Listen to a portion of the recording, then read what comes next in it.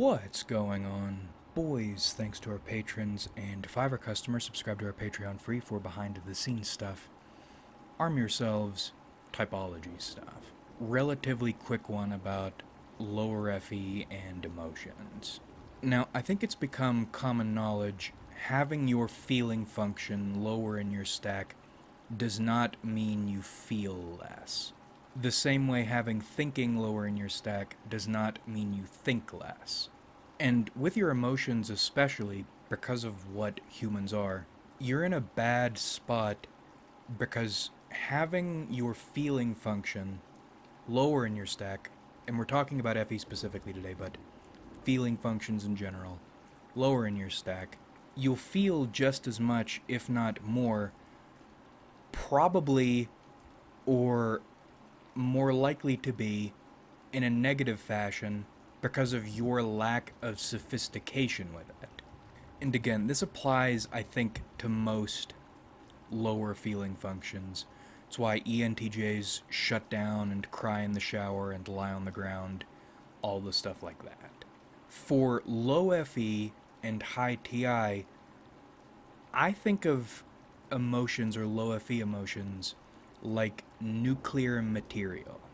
The material or the emotion itself is volatile. If you intend to use it, or even if you just intend for it to continue to exist in any safe sort of manner, you need lots of infrastructure around it.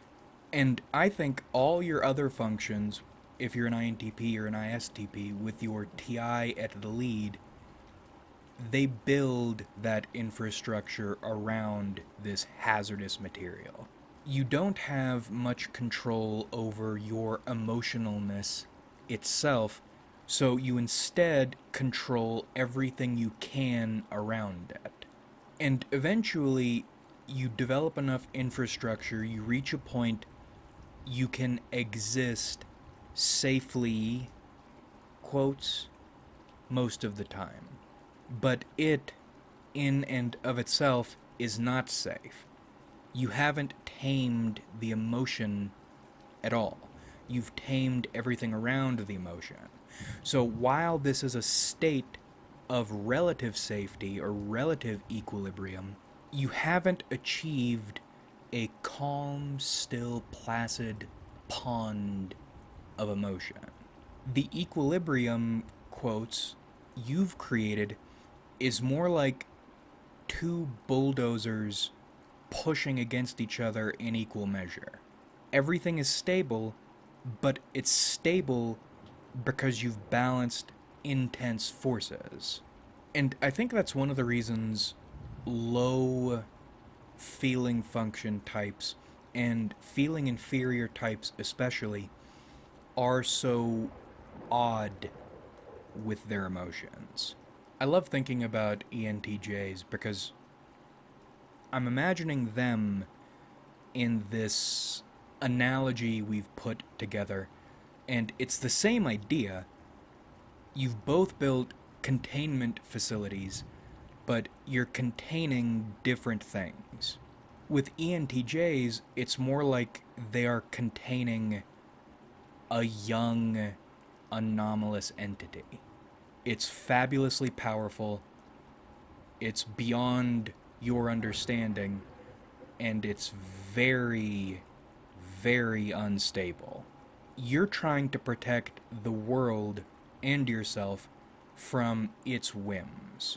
Whereas the FE inferior is trying to keep this hazardous material stable, keeping it almost in a vacuum. Because if the wrong thing touches it and the redundancies don't catch it, it'll go critical. Keeping in to stabilize versus keeping out to stabilize. But you'll notice in both these examples, it's taking 3 functions to keep one just stable, not even to defeat it.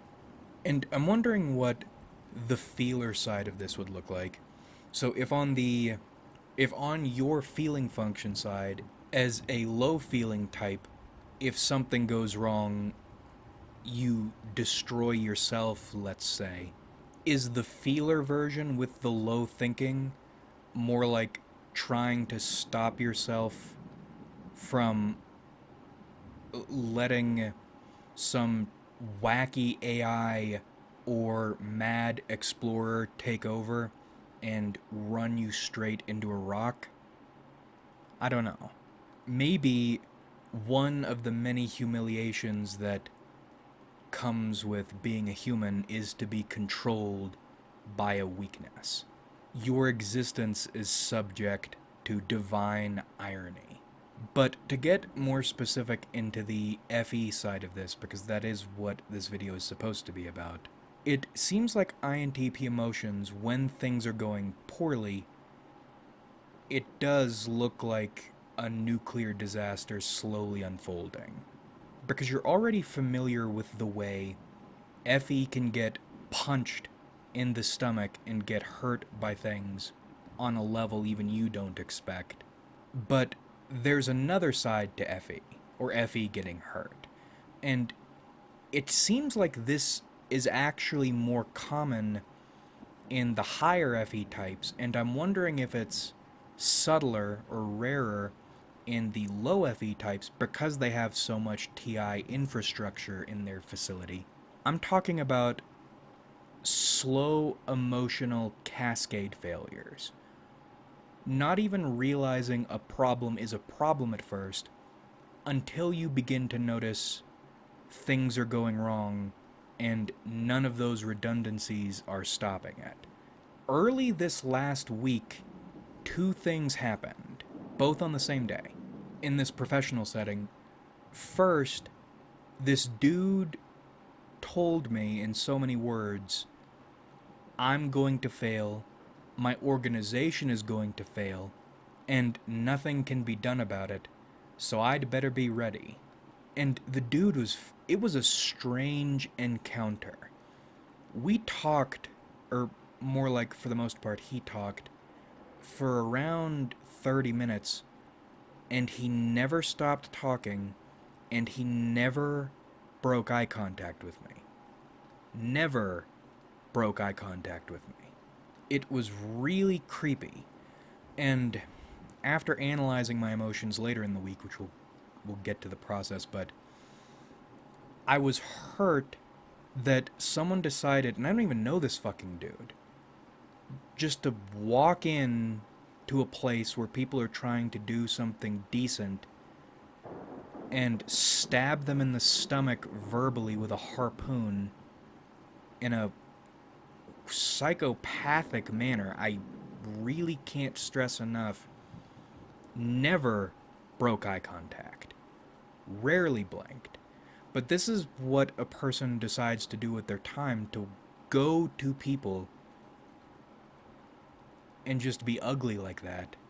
And, I mean, I'm an ugly person. I've needed to develop... Well, I mean, I already was an ugly person, but I needed to develop sharper ugliness. But the way I help myself sleep at night is by knowing almost always I don't go to people and inflict and impose that ugliness on them. It's always in reaction to people. Anyway, that hurt. And it hurt most because he's right, probably. And then the second thing, a woman I thought I was on good terms with, and had been on good terms with for over 2 years now, came in and was just awful. One of the cruelest things, and another thing, I'm developing and have developed a taste for certain forms of cruelty.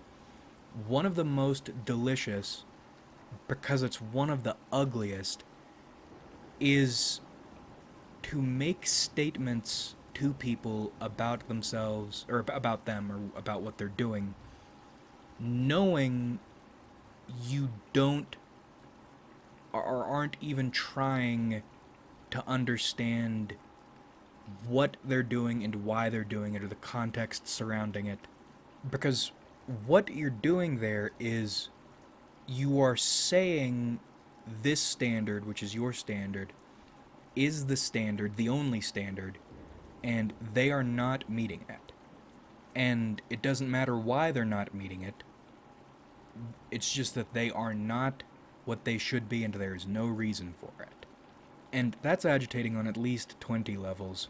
It's the irritating arrogance of believing your standard is the one and only standard.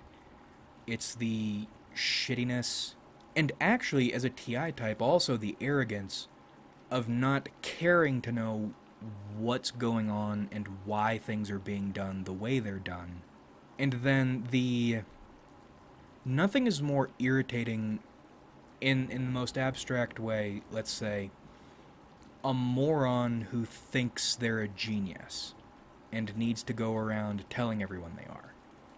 That's the most irritating sort of person because they'll never know what a goddamned fool they are. And I think it's your feeling when you're dealing with these sorts of people, the hatred and the resentment that the world hasn't corrected that behavior yet. Because you hate that person because you were that person, and you'll probably be that person a number of times throughout your life. But when you're that person, existence itself will correct you. This person hasn't been corrected yet, for some reason. It's not fair. Oh, woe is me.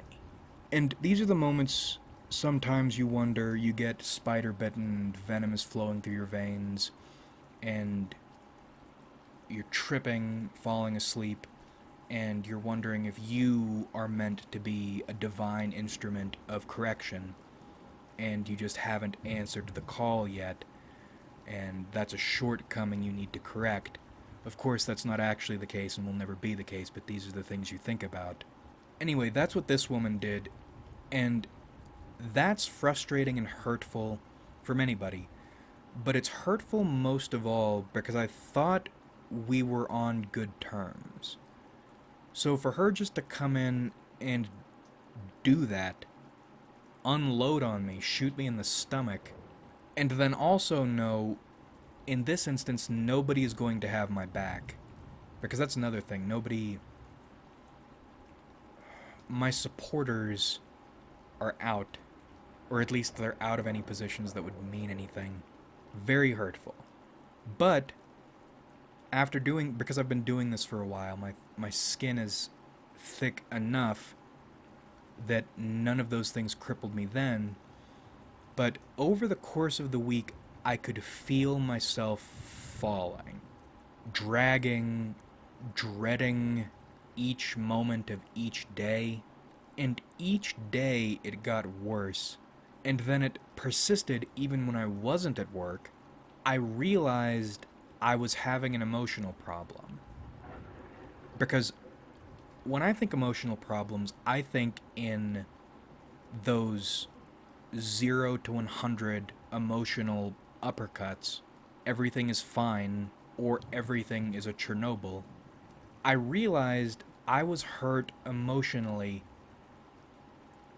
but the effect was delayed. So finally, halfway to an emotional crisis, finally, you realize something is wrong, and then you have to troubleshoot. I didn't realize those things hurt me as much as they did. And by pulling some Subaru electrical cascade failure bullshit, by the time you realize your hazardous material is beginning to go critical, it's polluted the facility and gone in a bunch of different directions. You ever have those moments you're, say, 2.5 hours from the end of your shift, and you realize you are saying to yourself, oh God, please, please let me get to the last hour, like you're being attacked from all angles by things you can't even place, and you don't know what's happening, you don't know where it's going, as in, if this emotion goes critical, what does it even mean to go critical in a state like this, because this is so strange? Please just let me get through this and get away. Going back to the nuclear waste analogy, maybe that's what it is. realizing all at once all the infrastructure you've built around this material is compromised. The vehicle is speeding forward, and outside the vehicle, people might not realize anything is wrong, but right now, you know the wheel is disconnected. Oh god, oh god, please, please just let me get to the end of my shift. And I think that's the case, or that sort of feeling is the case, especially for FE types, because maybe if nothing, even though there are no protections right now, as long as nobody shows up and fucks with the nuclear material, then maybe, God willing, everything will be okay. At least for today. Because it's all about reactions with low FE. And if your TI infrastructure has failed, FE won't regulate itself, and it's some pretty intense shit. So you better hope. And then, again, I enjoy imagining our ENTJ counterparts. I can so vividly see one of them in an office at this point, or a similar point, realizing the anomaly is no longer chained. It isn't doing anything yet, but please God, don't let it do anything, because if it does, there will be damage. To me or others. There is nothing more surreal than driving 80 down a road with your steering disconnected and realizing it. For your emotional state, it would be better if you just crashed right now. The anxiety is unbearable. Knowing what might happen or will probably happen feels worse than it actually happening. Because if it happens, you are definitely, for sure, concrete dealing with the consequences, but at least it's clear at that point. The anticipation of not knowing is unbearable. But I think that covers it for this one. Feelings in your stack, if they're low, it's a matter of sophistication, not intensity. And all your other functions will need to compensate and cooperate to get it into a stable state. And it's not even really a stable state because it's a stability of forces. It's like mutually assured destruction. That's peace, but is it really? Like if you enjoyed, subscribe if you haven't.